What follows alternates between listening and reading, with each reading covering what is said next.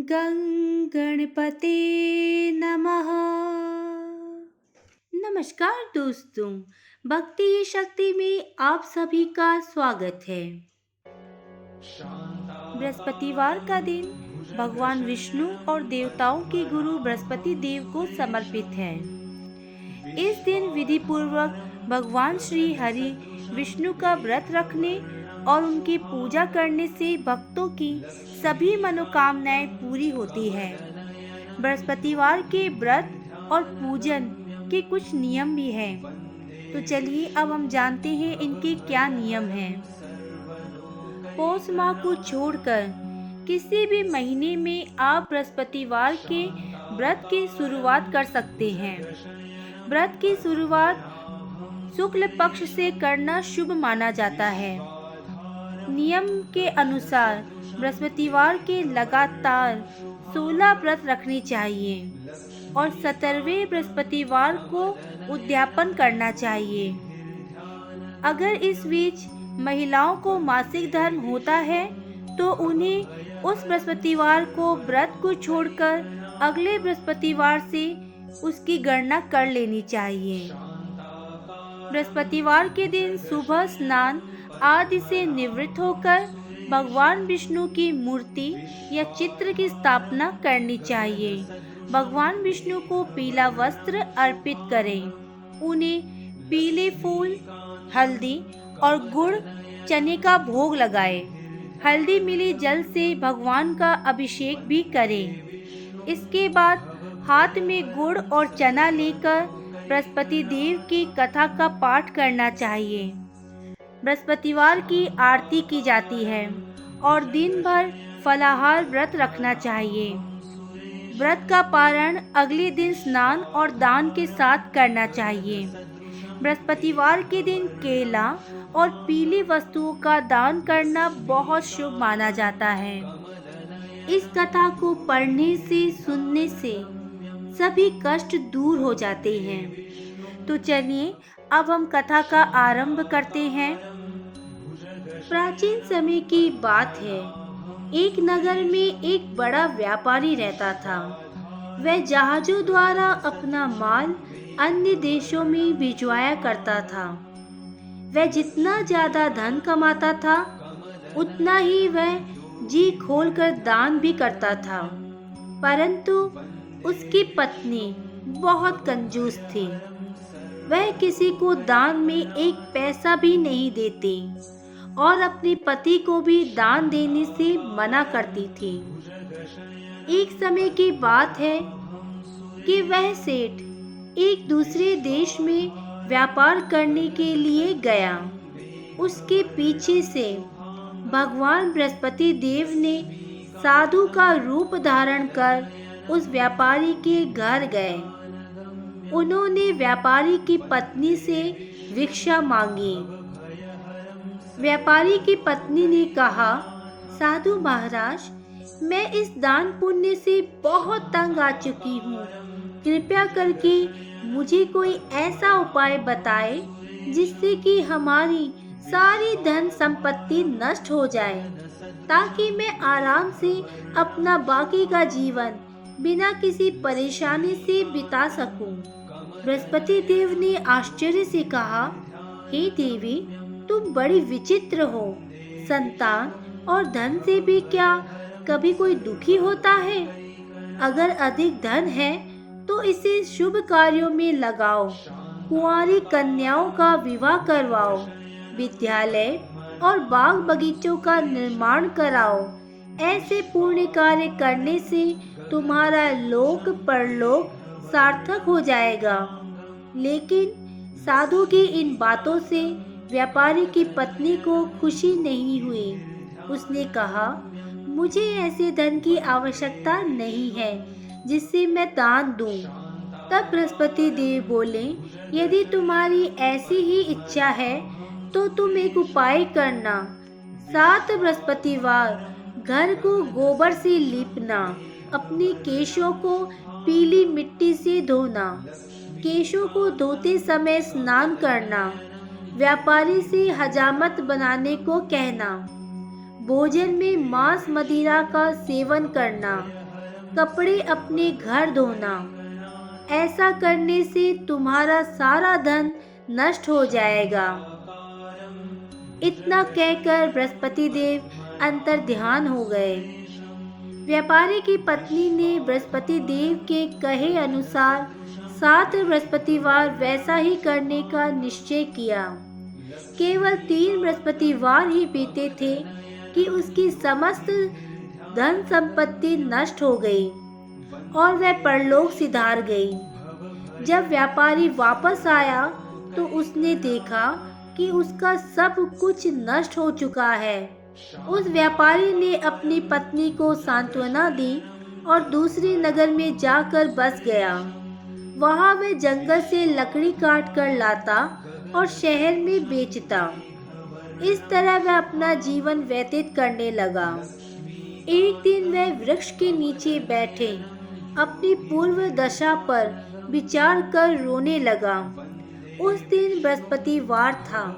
तभी वहां बृहस्पति देव साधु के रूप में सेठ के पास आए और बोले, हे मनुष्य, तू इस जंगल में किस चिंता में बैठा है?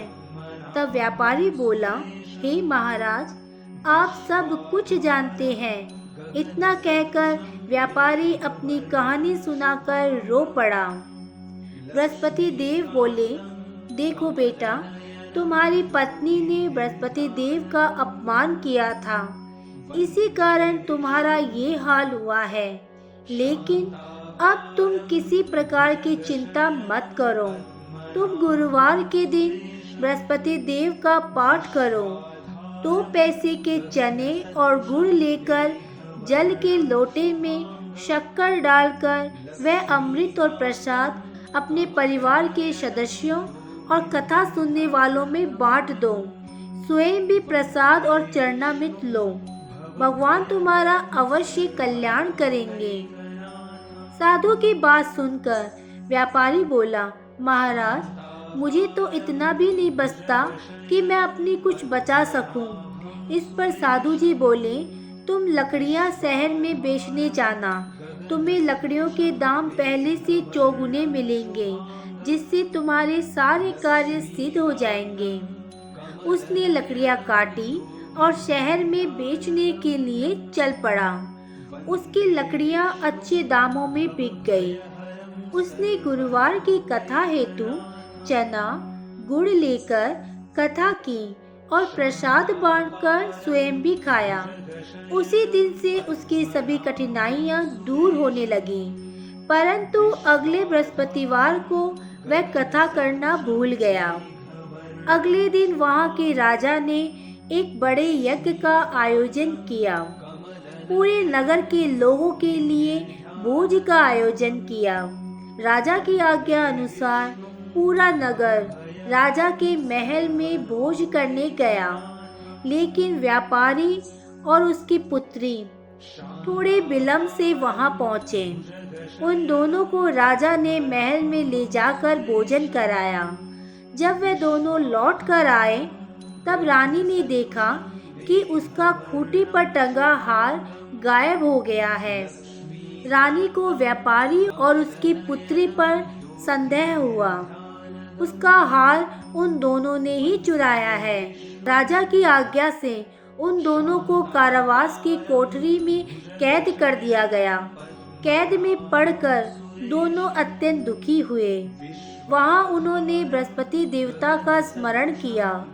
बृहस्पति देव ने प्रकट होकर व्यापारी को उसकी भूल का आभास कराया और उन्हें सलाह दी कि गुरुवार के दिन कैद खाने के दरवाजे पर तुम्हें 2 पैसे मिलेंगे। उनमें से तुम चने और मुनक्का मंगवाकर विधि पूर्वक बृहस्पति देवता का पूजन करना। तुम्हारे सभी दुख दूर हो जाएंगे। बृहस्पतिवार को कैद खाने के द्वार पर उन्हें 2 पैसे मिले। बाहर सड़क पर एक स्त्री जा रही थी। व्यापारी ने उसे बुलाकर गुड़ और चने लाने को कहा। इस पर वह स्त्री बोली, मैं अपनी बहू के लिए गहने लेने जा रही हूँ, मेरे पास समय नहीं है। इतना कहकर वह चली गई। थोड़ी देर बाद वहां से एक और स्त्री निकली। व्यापारी ने उसे बुलाकर कहा कि हे बहन, मुझे बृहस्पतिवार की कथा करनी है। तुम मुझे 2 पैसों का गुड़ और चना ला दो। बृहस्पतिवार का नाम सुनकर वह स्त्री बोली, भाई, मैं तुम्हें अभी गुड़ चना लाकर देती हूँ। मेरा इकलौता पुत्र मर गया है। मैं उसके लिए कफन लेने जा रही थी। पहले मैं तुम्हारा काम करूँगी, उसके बाद अपने पुत्र के लिए कफन लाऊंगी। वह स्त्री बाजार से व्यापारी के लिए गुड़ चना ले आई और स्वयं भी बृहस्पतिवार की कथा सुनी। कथा के समाप्त होने पर वह स्त्री कफन लेकर अपने घर गई। घर पर लोग उसके पुत्र की लाश को राम नाम सत्य है कहते हुए शमशान ले जाने की तैयारी कर ही रहे थे कि स्त्री बोली, मुझे अपने लड़के का मुख देख लेने दो। अपने पुत्र का मुख देखकर उस स्त्री ने उसके मुंह में प्रसाद और चरणामृत डाला। प्रसाद और चरणामृत के प्रभाव से पुनः वह लड़का जीवित हो गया। पहली स्त्री जिसने बृहस्पति देव का निरादर किया था, वह जब अपने पुत्र के विवाह हेतु पुत्र वधू के लिए गहने लेकर लौटी और जैसे ही उसका पुत्र घोड़ी पर बैठकर निकला, वैसे ही घोड़ी ने ऐसी उछाल मारी कि वह घोड़ी से गिरकर मर गया। ये देख स्त्री रो रो कर बृहस्पति देव से क्षमा याचना करने लगी। उस स्त्री की याचना से बृहस्पति देव साधु वेश में वहां पहुंचकर कहने लगे, देवी, तुम्हें अधिक विलाप करने की आवश्यकता नहीं है। ये बृहस्पति देव का अनादर करने के कारण हुआ है। तुम वापस जाकर मेरे भक्त से क्षमा मांगकर कथा सुनो, तभी तुम्हारी मनोकामना पूरी होगी। जेल में जाकर उस स्त्री ने व्यापारी से माफी मांगी और कथा सुनी। कथा के बाद वह प्रसाद और चरणामृत लेकर अपने घर वापस गई। घर जाकर उसने चरणामृत अपने मृत पुत्र के मुख में डाला। चरणामृत के प्रभाव से उसका पुत्र भी जीवित हो उठा।